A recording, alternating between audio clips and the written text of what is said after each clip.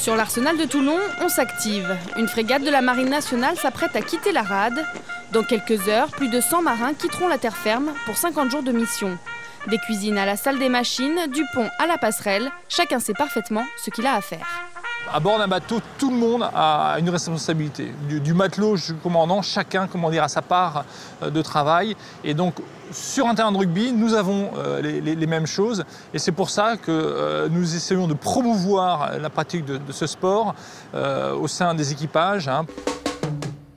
Car la Marine nationale se prépare pour une autre mission, combattre la Royal Navy, mais sur un terrain de rugby pour un crunch militaire.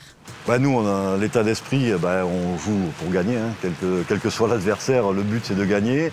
Contre les Anglais, il y a une envie particulière de les battre, surtout chez nous, surtout à domicile. Tout le monde est impliqué, on est déjà dans le match et on joue vraiment pour le gagner et on va tout faire pour le gagner. Je suis assez confiant, je pense que l'agnac est là et il ne devrait pas y avoir trop de problèmes.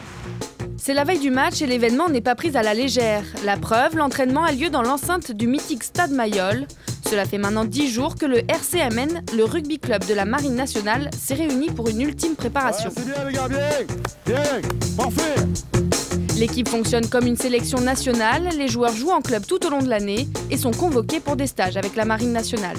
Nos joueurs, on les a très peu dans l'année. Les joueurs du RCMN, on arrive à les voir grand maximum un mois sur toute la saison. Alors qu'en club, on se réunit plusieurs fois dans la semaine pour les entraînements, les matchs. Donc on est beaucoup plus impliqué dans la vie du club que dans la vie du RCMN. Pour la séance vidéo, le major Philippe Vergeladi est aux manettes. Et là, on rentre, il n'y a pas d'impact. Il la joue rapidement. Le 9 la joue tout le temps rapidement. Un briefing aux allures professionnelles, car son équipe est composée de marins rugbymen et de rugbymen marins. Une quinzaine de joueurs sont en effet issus des espoirs de Top 14. Des jeunes du RCT, de Bayonne ou du Stade français ont signé des contrats de volontaires des armées et jouent avec la marine pendant 1 ou 2 ans. Les marins de carrière savent que les contrats rugby leur apportent de la qualité et les contrats rugby savent que les marins de carrière leur apportent un état d'esprit et justement de faire honneur au maillot qu'ils portent. L'heure du 8e crunch des marines approche.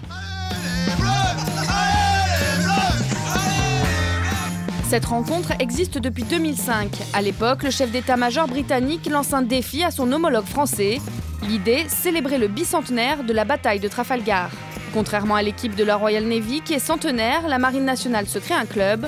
Aujourd'hui encore, le staff français a parfois du mal à imposer l'esprit rugby chez les officiers. La différence qu'avec les Anglais, c'est que les Anglais, quand il y a un joueur qui s'en va de leur unité, ils sont très fiers qu'ils représentent leur unité dans le squad de l'équipe de la Royal Navy. Nous, on n'en est pas encore. On a beaucoup de retard par rapport à eux.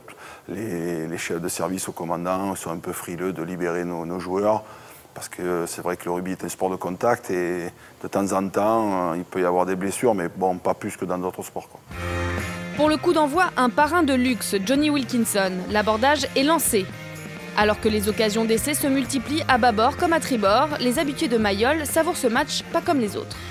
J'étais surpris par le monde, c'est très bien, il le mérite. En plus, c'est un match agréable à suivre. Et puis, quelque part, la marine ici, ça fait partie de la culture toulonnaise. Et moi, je le découvre. Mais c'est vrai que c'est très très important ici, la marine. Qui dit militaire ne dit pas forcément discipline. Les Britanniques commettent trop de fautes, les Français, eux, tiennent bon la barre. Les pénalités passent les unes après les autres, jusqu'au coup de sifflet final. C'est un vrai bonheur.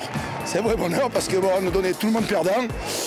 Et je pense que nos marins ont montré qu'ils avaient vraiment un gros état d'esprit, le travail a vraiment payé, ils ont souffert pendant 10 jours et ça me fait vraiment plaisir. Ça fait du bien parce qu'on se prépare, c'est vraiment le match phare de l'année.